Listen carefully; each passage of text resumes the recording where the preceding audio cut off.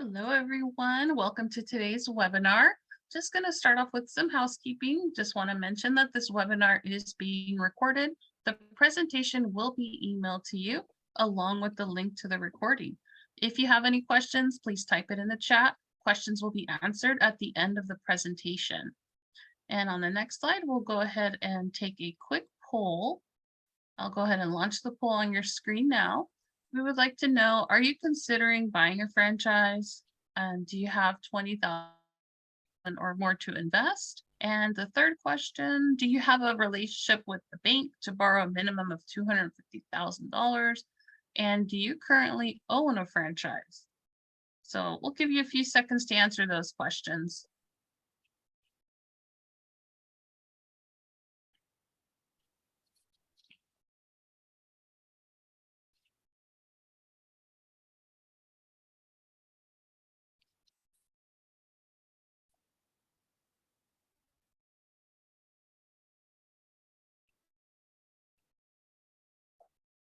All right, thank you for taking that poll. I'll go ahead and read the results here. So it looks like 33% are considering buying a franchise and 67% of you are not. 67% of you have the money to invest. And do you have a relationship with your bank? 67% of you do not. 33% of you do. And you currently own a franchise. 33% of you do. And 67% of you do not. Excellent. Okay. Thank you for taking that poll. And on the next slide, I will go ahead and turn it over to your facilitator for today, Jana Bailey from FranNet. Jana, thank you very much for your time. I'll turn it over to you now. Thank you so much. It's a pleasure to be with you all today, and we're going to have a lot of information. So we're going to be moving pretty quick. If you have questions, if you can, chat those in and we'll get to them at the end.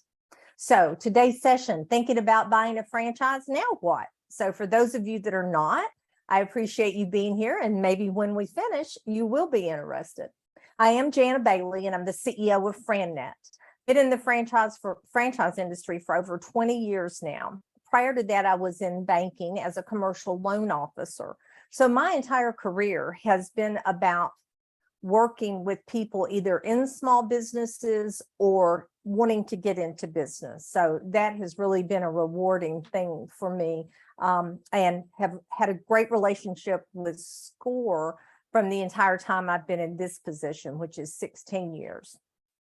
So our agenda today, why consider business ownership? We're going to look at your options. It's not just franchising. There's other ways to get into business. The risk and the rewards. We're going to look at some myths and some facts around franchising. We're going to throw some things out that will help you decide the best option for you. And then we're going to work on building your personal business model. So FranNet is actually a 35-year-old franchise consulting firm. We've got offices throughout the US and Canada, and a master franchisee with associates under them in Germany. So we partner with SCORE and the SBDC, and we're very proud of those relationships. And it's because of the integrity of our organization and the history of how we work with people that allows us to have those relationships. So our services are 100% free to the client. Our fees are paid by our franchisor partners, very similar to an arrangement that you would see in the job market with a recruiter or a headhunter, as they're sometimes called. If a match is made, you go forward with a franchise, that franchisor pays our fee. So what we do is we match prospects with franchisors. We're going to go through some of the things today that are the steps that are taken in our process, and this helps people decide if business ownership is right for them. And then if they decide they want to pursue franchising, we help them look at franchisors that have been pre-screened and validated to work well for people with your type profile, which we'll talk about a little later. We do not sell franchises. That is not our role. We are the middleman, as it might be. Some of you mentioned not having a bank that would work with you up to $250,000. You're not alone, because today's banking environment, very different from when I was in it, is not as open to working with startup businesses, brand new business people. And some of them have relationships with franchisors, but not all. And that makes it difficult for the average person to find a funding solution. So the three companies listed here are actually franchise based. And what they do is work with prospective franchisees to put together any number of different ways that you can fund a business. So don't feel like because you don't have that relationship, you're out of luck, because there actually are companies designed to help you. This is an outline of what we call our client bill of rights, and it helps explain what we do and what we don't do and what you should expect. We are a 35-year-old company, but obviously we do have competition. So this is something that you need to think about if you're talking to others in this industry. What are you going to be getting from them? What is their role? And if you see them crossing some of these lines, you know that's not where you should be. If they start trying to pressure you in any way to buy something or to tell you this is it, this is the right one, that's not what you want. So let's start. I want you to imagine for a moment that you're the owner of a successful business. I want you to look out into the future, let's say 5 years. How would your life be different? What would be better for you? What would change? Take just a moment and think about that and have a couple of ideas in mind. Over our 35-year history, some of the things that we've been told from our clients: control of your destiny, control of my time, financial security, no more layoffs. I don't know about you all, but we see many, many people that have been downsized, right-sized, re-engineered more times than they care to think about. Certain segments of our economy, certain business types, were very susceptible to that. Money. Maybe you've not had the kind of financial success that you would have hoped for, so you would like the opportunity to earn more money. We also see people that it's more about fulfillment, feeling good about what I do, making a difference, giving back. Flexibility, maybe you've missed one too many soccer games or one too many teachers counseling sessions with your child. Maybe there's things that you feel like your job has prevented you from being able to do, and you just want that flexibility back. Independence, not having to answer to anyone. You get to be the boss. And all of these things can add up to success. As we talked about your business model, one of the first things I want you to do, and jot this down, is really spend some time soul searching. What is it that you're looking for? What's missing in your life that you would hope owning a business would bring to you? Because you need to be clear on what you're looking for so you'll know if you found the right solution. In the 35 years we're in business, we know that we've been in business, we see a lot of people, and 3 out of 4 will decide to go back to the job market, even though they've said they want to own a business. So what would cause them to go back to the job market? What would cause you to go back to the job market if you've been thinking about business ownership? Some of the answers that we've heard there is risk. They feel like a business is not as safe as a job, that, I've got more security in a job, or I'll wait till the economy's better. Money, do I have enough money to get this business up and running? And then knowledge, maybe you don't even know where to start for what you're looking for. And then your skill set, do you have the right skills? So we'll tackle each of these. And the first one is, let's talk about security in jobs. Is it even possible to have security in a job? When you look at what goes on in our economy and in different industries, and you see people that have long-term tenure be laid off, and it has absolutely nothing to do with the quality of their work. When you think about those situations, do you really think a company is loyal to you and going to be sure that you have that security until you retire? I think we would all have to agree that just doesn't exist today like it did when our parents were in the workforce. It's just really different.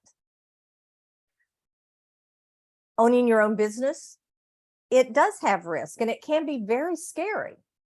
But what you have to understand is once you get that business up and operational and you cross that break-even point, things get better.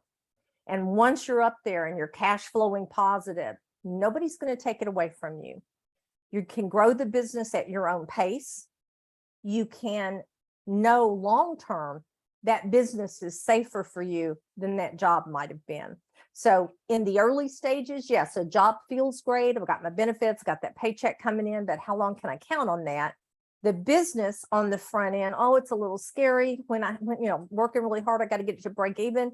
Once it does, the risk lowers, the security is built. So let's talk about the economy. And there's a lot of discussions right now based on the recession that is or is not currently underway. What we want you to know is you can reduce the risk of going into business by going into businesses that have certain characteristics. Very specifically, we talk about businesses that do well in all economic conditions, businesses that have survived previous recessions and actually thrived during that time. Businesses that did well during the COVID pandemic shutdowns around the country. So we look at these three characteristics. One is the business growing due to demographics. So think in terms of the aging baby boomers. As the baby boomers are aging, we're taking care of parents and we're looking for senior care, at-home help to do things that maybe we used to do ourselves and we don't any longer. Or maybe we're having our homes or our parents' homes modified so that they can stay home. I've got an 84-year-old mother and we're looking at having the safety rails put in around her home. And there are franchises that do those type things. Cleaning services. So any business that is helping and is impacted by the surge in certain demographics. So again, we know the baby boomers have affected every type of life cycle as they've hit every life cycle along the way because there's been so many of us. Essential services are those services that take place no matter what else is going on. And during a recession or in high inflation, people are hanging on to their cars, but they need to get them worked on. So automotive services seem to do well in all economic environments. Damage restoration. I live in Florida. If there is hurricane damage, winds, or storms that do property damage, it's got to be fixed. We don't stop and say, well, we'll wait till the economy gets better. You have insurance for those things. So the insurance companies actually cover that. And that's not dependent upon what's going on in the economy. It's more nature driven and it can be environmental based on location. Certain areas get hit more than others.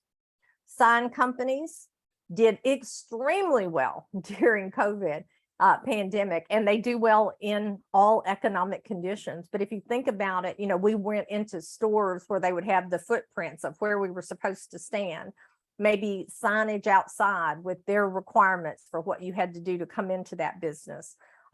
They were very busy. They actually had a boom in their businesses during COVID. Businesses that help other small businesses. This has always been a good segment, and it can be everything from business coaching, helping with marketing, hiring a company to help build your website or do your digital marketing for you. Staffing companies always do well. So these are all the kind of things you want to think about. Don't get into something that isn't proven. So as we mentioned, think about, is this a service or a business that people will have to have? It's not a nice to have and I can cut it out because things are a little crazy in the economy. It's something I have to have and I would not cut out. Those are the type businesses that you can be secure in all economic climates. So we'll talk about, there's 3 ways to go into business. And as you see here, start a business from scratch, buy an existing business, or buy a franchise. We are actually going to look at each of these because there's pluses and minuses to each model. Trying to move it forward here. There we are. So starting a business from scratch, you see the advantages. Bottom line is you're in total control. You can do whatever you want. You get to make all the decisions. You can be creative. And, if you've got a great idea and it really launches well, it's got a huge upside because you're not having to share it with anybody. It's all you. The downsides, I'll tell you as a former banker, you don't know what you don't know. And some of those early mistakes you're going to make can be fatal to that startup business. It is actually the highest failure rate of any way you can go into business. As a banker, somebody came in and said, I've got a great idea. I want to start a business. We just kind of was hyperventilating and knowing that we weren't going to be able to help them because that is such a high failure rate. One of the things that we talk about here, you've got to create the systems. You can't go to a competitor and say, share with me your secrets. You've got to figure it all out yourself. And that does cause quite a bit of mistakes in the beginning. As we said here, limited financial options because banks are scared to death of these. And even the SBA has certain lending requirements that you would have to meet to be able to get a loan. So don't think just because you have a great idea, it's going to be easy to get funding. Buying an existing business. Advantages, disadvantages. The advantages, one of the greatest advantages, it's already up and running. So that startup period is past. Systems should be in place. They should already have employees and customers. And it's much more attractive to lenders because lenders will ask for 3 years financial statements and tax returns. They want to verify what the cash flow has actually been for that business. Now, as you go over and you see cash flow as a disadvantage, well, sometimes you have to do a lot of digging to find out what the actual cash flow is of a company because small business people can be very creative in the expenses they run through their business. So you want to make sure you understand what is actually real expenses, what are things that maybe they've been doing you won't have to do, or people they're paying you won't have to pay, or how much was that owner doing that you're going to have to hire someone to do. So you need to figure that out. You also need to be careful with the price. Be sure it's not overpriced. You're going to want an outside valuation because sometimes we see a lot of people overpay, pay too much for the goodwill in a company.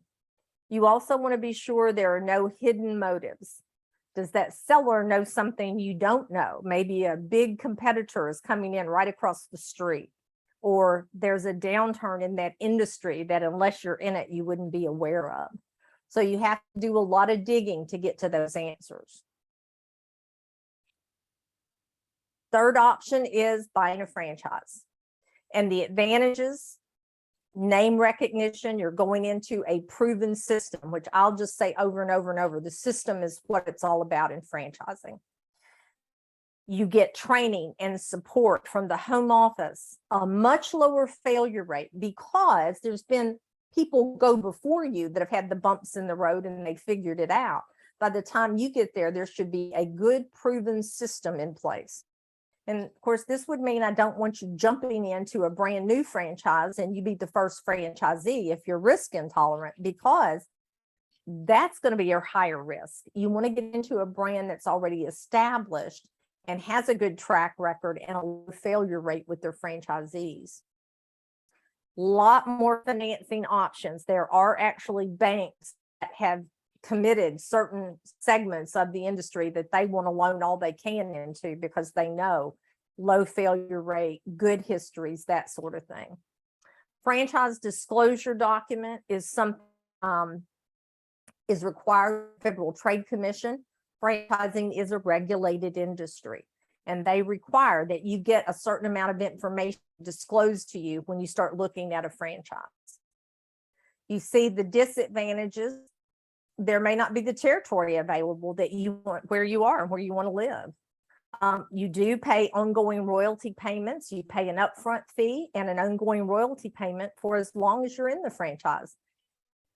It's a trade-off, the risk versus rewards. They get some of the money because they've lowered your risk and they're there to help and support you. But some people aren't willing to do that.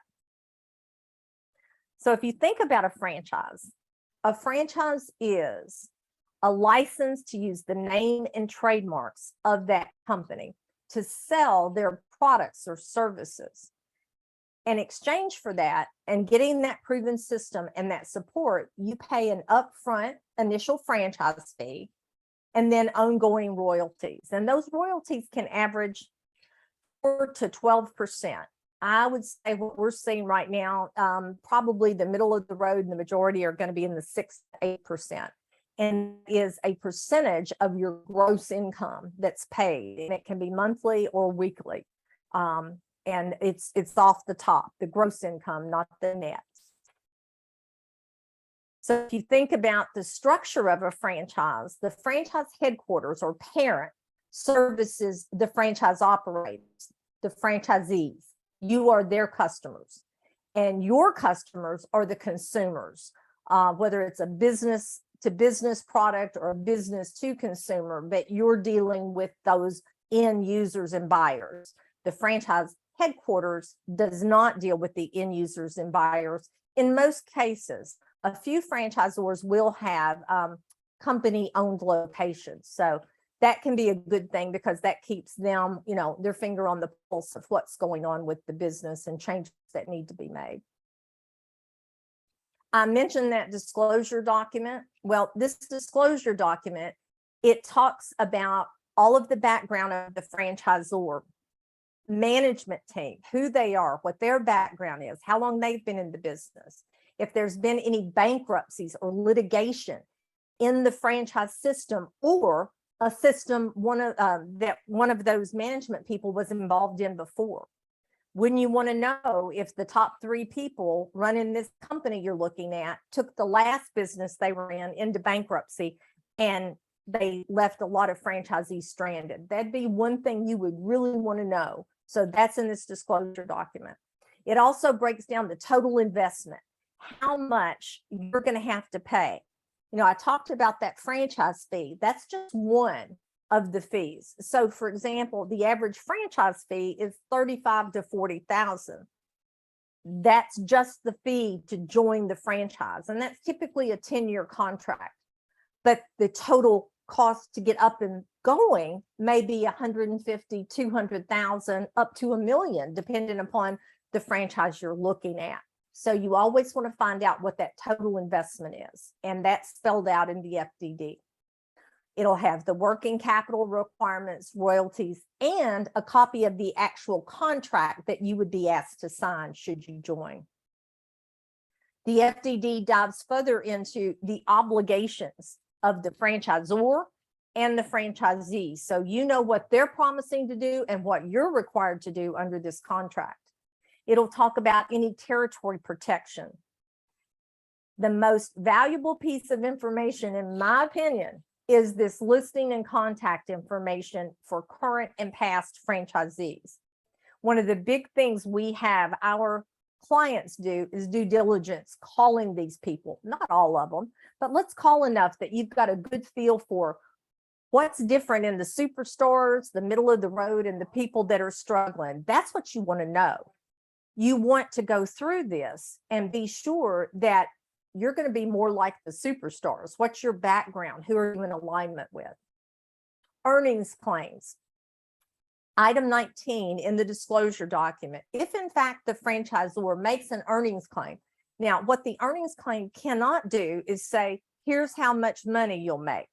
What they can do is give you groupings of what the gross income looks like. Here's the top tier, the middle tier, the bottom tier.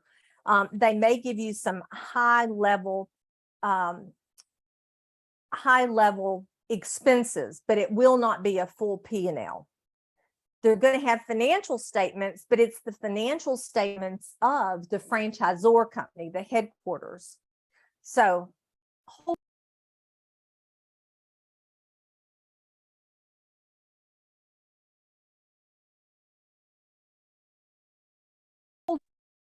okay, sorry, my puppies were getting ready to act up.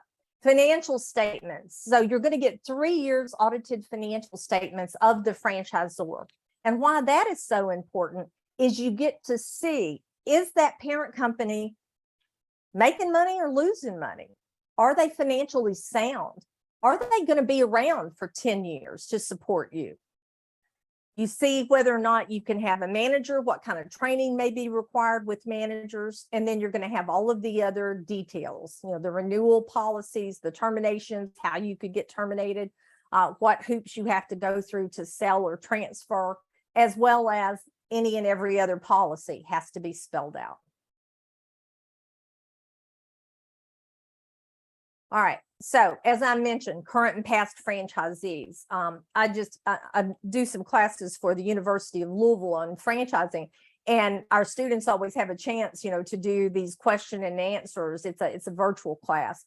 And I had somebody say, can you really depend on these people to tell you the truth? And what I will tell you is you will be shocked at how honest they are. They will give you the nitty gritty, the good, the bad, and the indifferent. And the reason they do is because they've been exactly where you are. They know how important that feedback and validation is, that it be accurate and fair and, balanced. So don't worry, they're going to give you what you need. So now we're going to jump into some myths or facts. So one of the biggest myths around franchising is it's all fast food and retail. Most of you, if I said name some franchises, you would start naming off McDonald's, Burger King, Chick-fil-A, blah, blah, blah. You'll go through food. Then you may think of a Hallmark store or some other retail setting. What the truth is there are over 3,600 different franchise companies in more than 90 industries. Huge range of the types of businesses. You will be shocked at some of the companies you've done business with for years that you never thought of as being a franchise. Myth or fact? Franchises succeed because of the quality of the product. What do you think? I don't have a place for you to submit your answer, but just what do you think? Well, that's a myth. The fact is, it's all about the business systems. It's not about having the best hamburger or the best, cards at Hallmark. It's about the systems, the marketing, the sales activities, how you keep your location if you're bricks and mortar, or what your operations are if you're home-based, accounting systems. Everything is there for you. Everything is spelled out for you. So you don't have to reinvent the wheel. And that's what makes franchising so successful. Myth or fact? There are low-cost franchise opportunities. So I want you to think and maybe jot down on a piece of paper you might have handy, or even chat it into me. What do you think the average franchise costs? Total investment. What would you say the average is? Okay, going to go forward. There are low-cost investments. And one of the things you need to know is there's no correlation between the cost of a franchise and the potential return.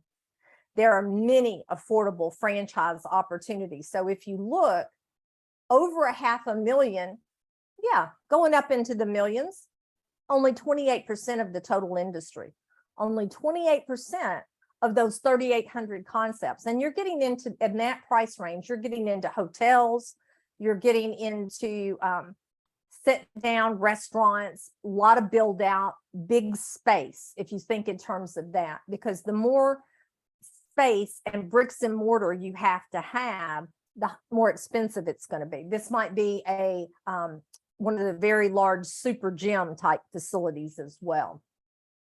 Now, if you look down, what we see, the majority of our clients are in this 100 to 250 range, with some over in the 250 to $500,000. So we're now 52% of those 3,800 concepts fall into what we say the sweet spot is for the average buyer.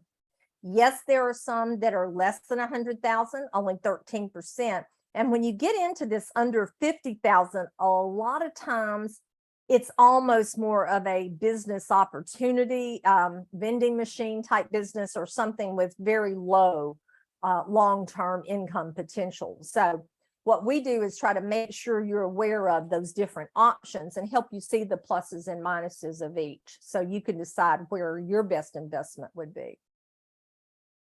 Where do you get the money? Well, as we talked earlier, some banks will have specific lending programs for certain types of franchises. A lot of people, and you typically have to put in 20% of your own money, period. Most lenders require it.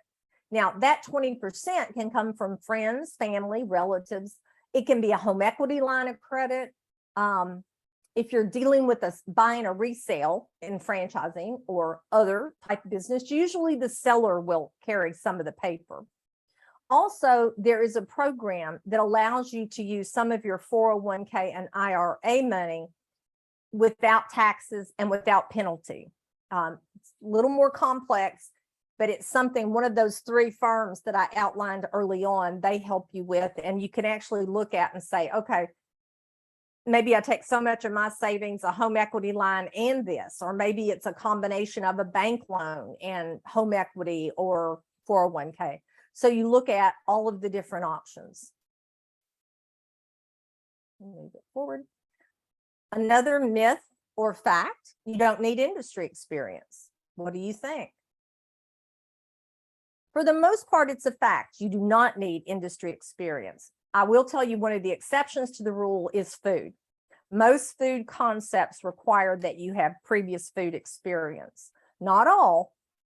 If it's a very what we call simple food, where there's not a lot of backroom moving parts, but very simple. Think of Subway, where everything's kind of right out there and done on the line. So that would not be a require previous food experience. Whereas an Applebee's, yes, you would have to have prior food experience. So what we find in most of the other segments is franchisors really don't care if you have experience in that industry. They want you to use their systems. And so they're going to work really hard at training you on their systems. And they prefer, in a lot of cases, that you don't have prior experience in the industry. And that way you're not trying to reinvent the wheel. So they're going to train you on what you need to know. They may require that you have good people skills, communication, maybe sales is necessary in this particular franchise. So you boil it down. Why would anybody consider a franchise? It can be a vehicle that can help you reach your long-term goals. And it's a way you can reduce risk when you go into business. And it can provide you some of that income security you're looking for. And you pay royalties because you're trading off some, you're reducing your risk in the short term and really the entire term. For that, you're paying royalties. Good franchisors lose money on you in the short term because in the beginning, you're not making a lot of money. So their royalties are almost non-existent, but that's when they're hand-holding and training and getting you to profitability, they're spending the most time. Once you're up and running and you're making more money, yes, the royalties are higher and that's where they make their money. So the reasons franchising works, I've said it several times here, it's all about the systems. It's also about their experience. And what makes franchising successful is good franchisors have simplified their models where that any of us, regardless of our background, can come in and run that business because it's so systematized. No problem. You see the other things here, the culture of teamwork. We believe, and what we've seen is most franchises are like a family and they help each other. Rising tides lift all boats. That's kind of the thing. Everybody wants each other to be successful. When you're looking at franchises, though, it's important to understand they're not all created equal. Some have been around a long time and are well established. Others are just getting started. So when I talk about your risk being lower in franchising, understand that's more of a general term. Each franchise has to be analyzed on its own merit. So you want to be sure the one you're looking at is safe and is the best possible fit for you.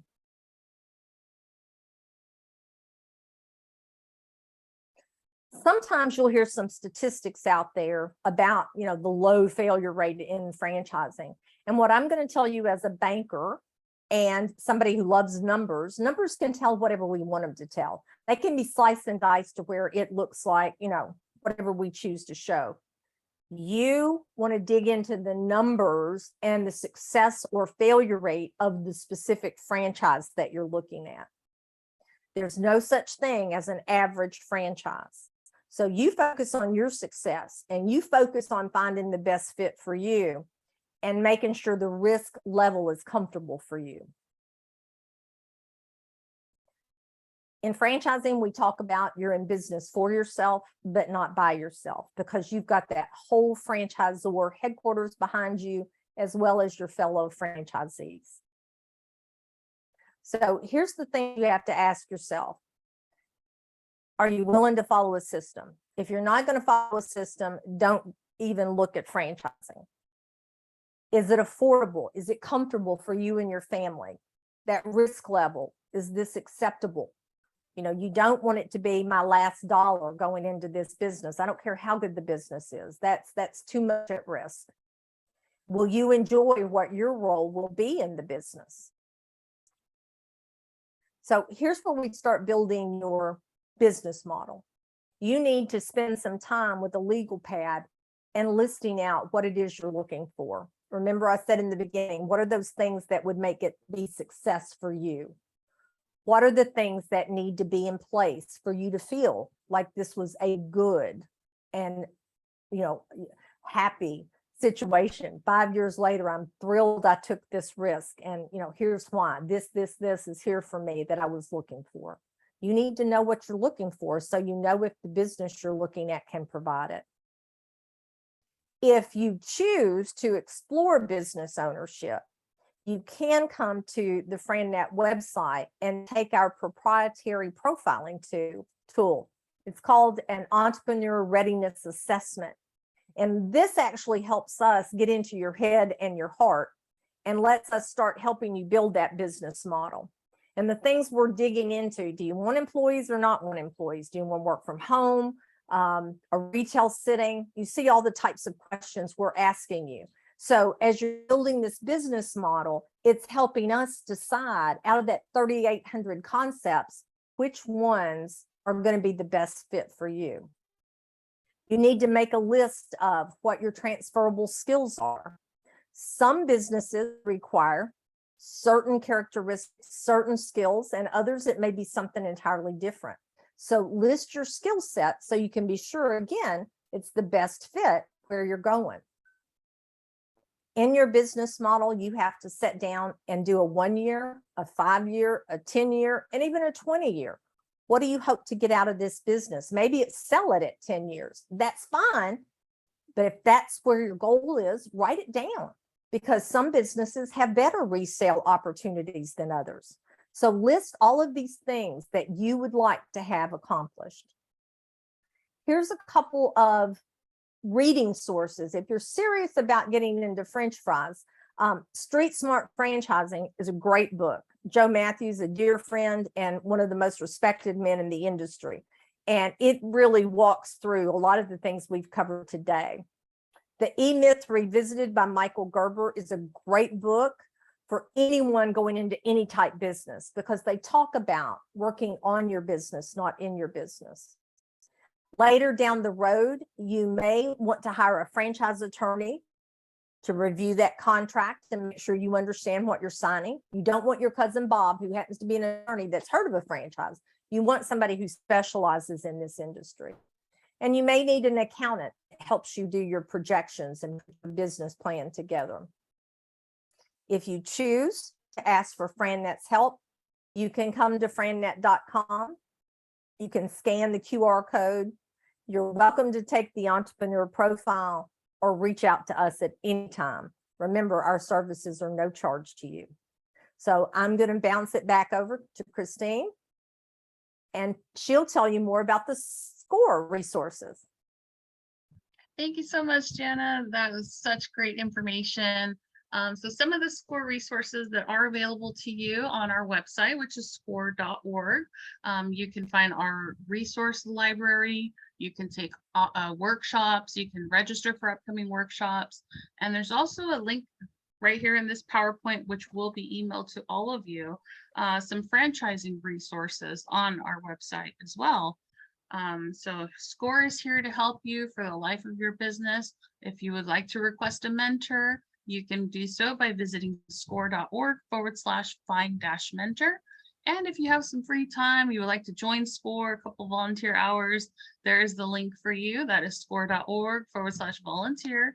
And you can fill out an application and someone from your local chapter will reach out to you for an interview. Now on the next slide, I will go ahead and launch the exit poll. And then we'll get into your questions. We have some good questions here in the chat. Oh, good. So one of the questions, would you like a SCORE mentor to help you with your franchising opportunities? And was today's webinar information and materials helpful? And would you recommend a friend to SCORE? So I'll give you a few seconds to answer those.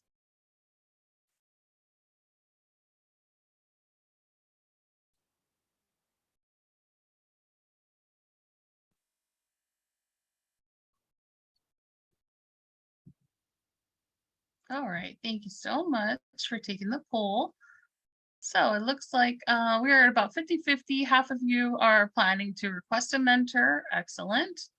And was today's information and material helpful? 100% of you said yes. And would you recommend a friend to SCORE? And everyone said yes. We are also on Facebook and LinkedIn, so you can also follow us on there. So thank you so much for taking that poll. And let's go ahead and get into the questions now. So here's a question, Jenna. Can the royalty fee be negotiated? No, it cannot. Anything, that's one of the things that the franchisors they can't negotiate on much of anything, because once it's disclosed in that document, you're saying this is what our deal is. And anytime they make an exception to that, they would have to redo their disclosure and they would have to say, well, it's 8%, but this guy got us down to 6%. Well, you know what's going to happen then. Everybody would expect the 6%. So no, they cannot change that whatsoever. Okay. And will I end up paying more for a franchise if I decide to work with FranNet? No, and that's in our contract with our franchisors. They cannot charge you 1 penny more if you come through FranNet than if you stumbled upon them yourselves.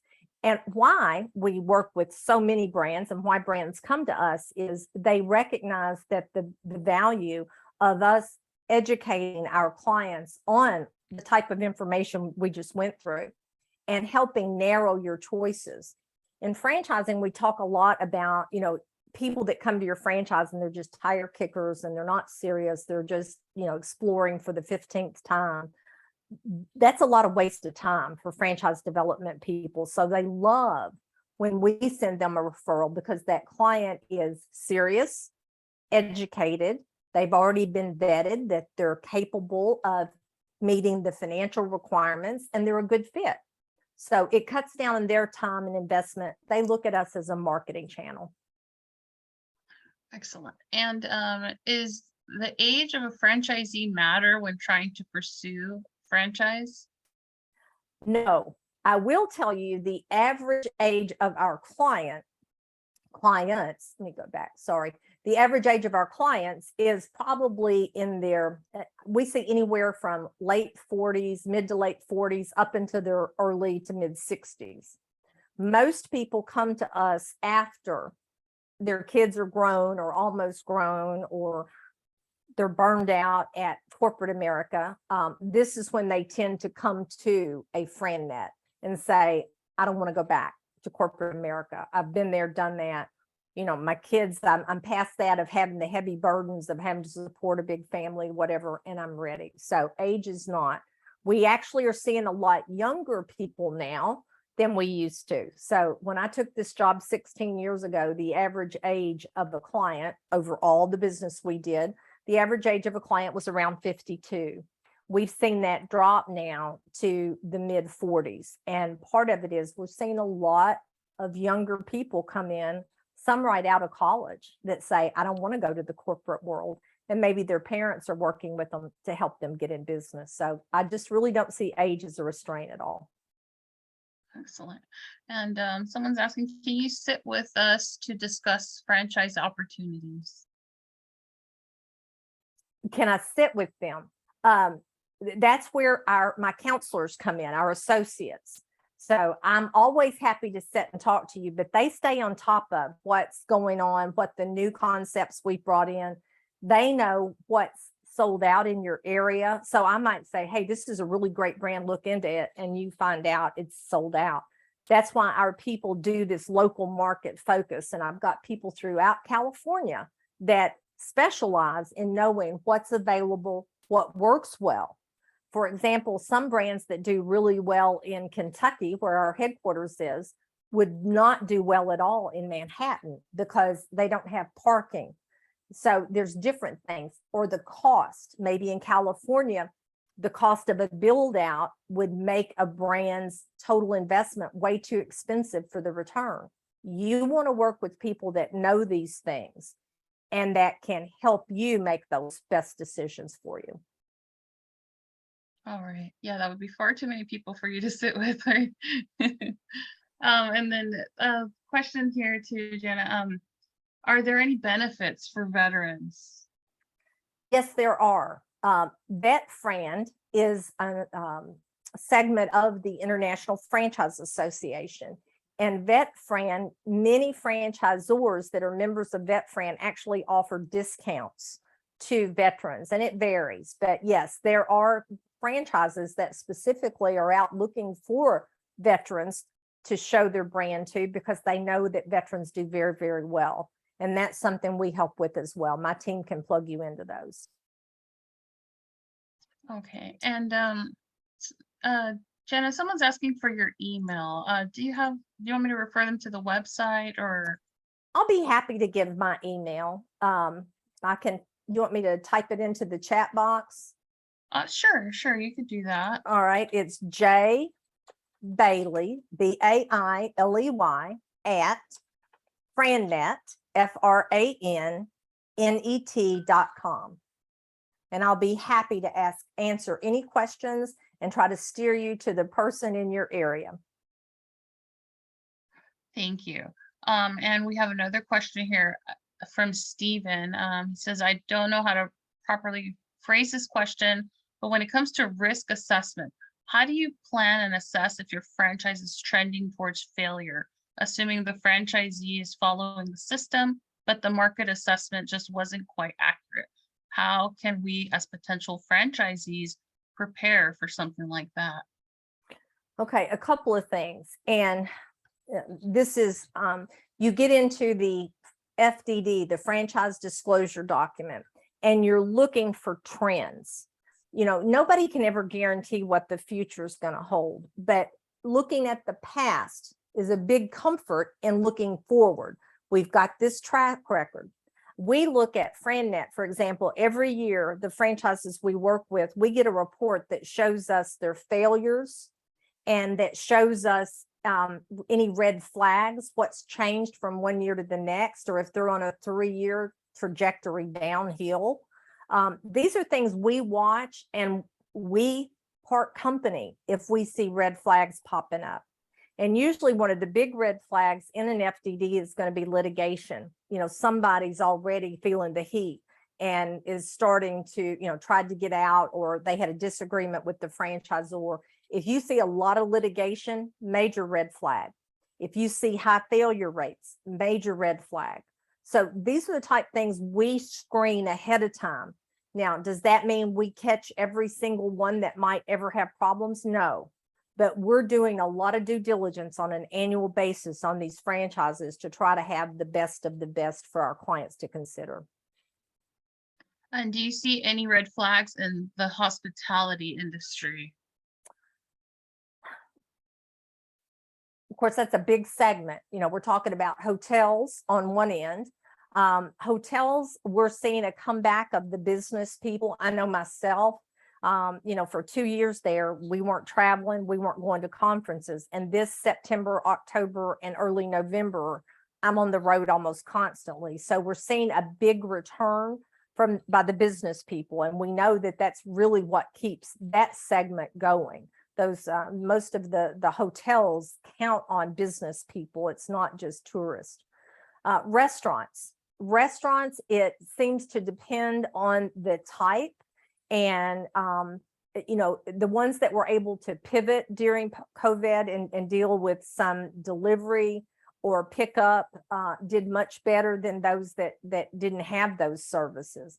The restaurants that were just shut down because they could not, their cuisine didn't lend itself to delivery or pickup.